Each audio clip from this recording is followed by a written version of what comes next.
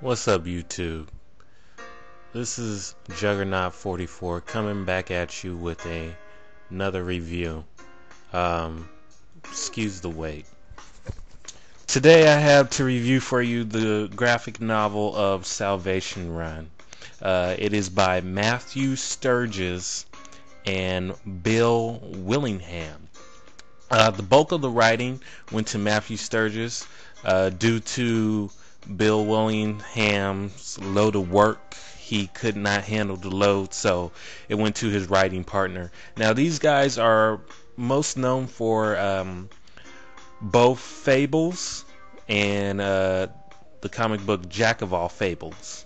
They're pretty well known. People pretty much like their work and like their books. They're respected writers at DC. I was a little comfortable with going into it. Plus, it was a story about villains, and I love villains. Okay, let's get into it. The book is starring all of the DC villains.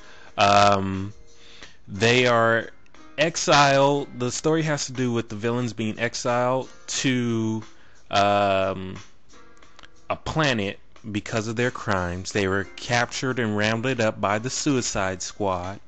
And this is their story of their exile on the planet, and their means of survival, and their attempt at the departure of the planet, of the exiled planet, and the conflicts that are within. This happens during the Final Crisis storyline, and I guess it was a need to explain why there are no villains during the Final Crisis storyline, or what the villains were up to during the Final Crisis storyline. Let's get into it. The first issue primarily deals with the Flash Rogues, and it's from their perspective. And it goes through their thoughts of them killing Flash. I guess at the time they believed that they had finally did it. And it goes through them, their thoughts of being exiled on the planet and what they would go from there. The second issue brings up the conflict between the Joker and Simon. There's a battle between them. Luther also arrives during the second issue, and it mostly, the second issue, and it deals with whether the heroes believe that they should try to make a society out of this exiled planet and start anew, or whether they should get off of it. And naturally, a lot of people will want to get off of it more. The third issue, it deals with the faction splitting into camps, the Joker camp and the Luthor camp, respectively. And we also see that Martian Manhunter has also been exiled on the planet, but is under disguise.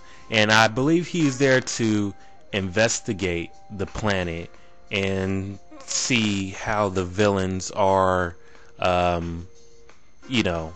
what they're up to, basically. The fourth issue is dealing with a very good conflict, a very good fight between Gorilla God and Monsieur Miller, partner of the Brain. This is a very good fight. If anything, this is the highlight of the book.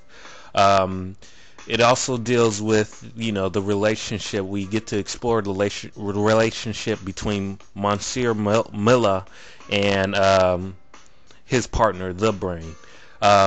We also get to see what the villain Vandal Savage is doing on the planet. He's kind of separated from the Joker and Luthor's camp, and he's got his own little camp going on, and we explore what he's up to. The fifth issue of the book deals with the Joker and his camp, and their attempt at hijacking Luther's camp for gains and for supplies and whatnot, and we find out how that turns out.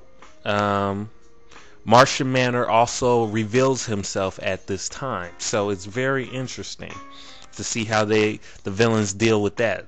The villains deal with the hero on the planet. The 6th issue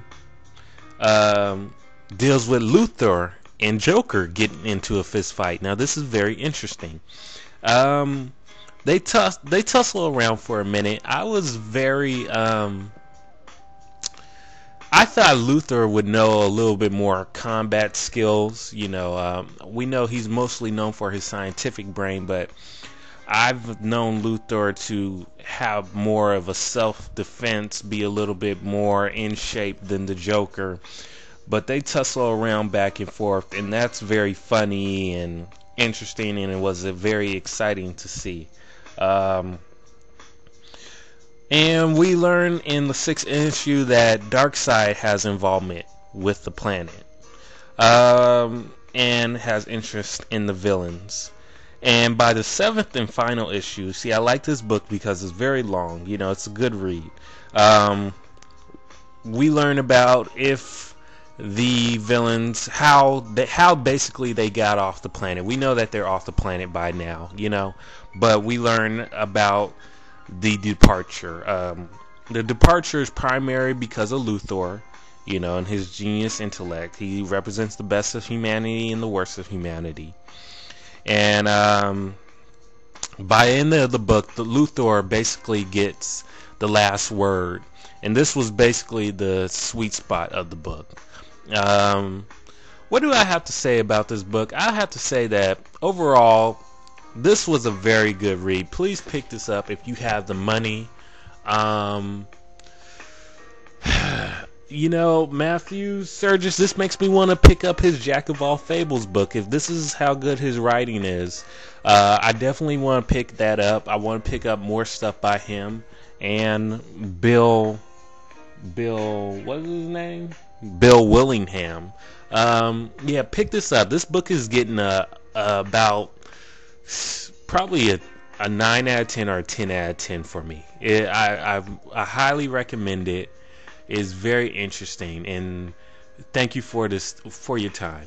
Please give me any comments that you would like, any questions. Please rate my review. And this is Juggernaut 44 signing off. I'll see you later.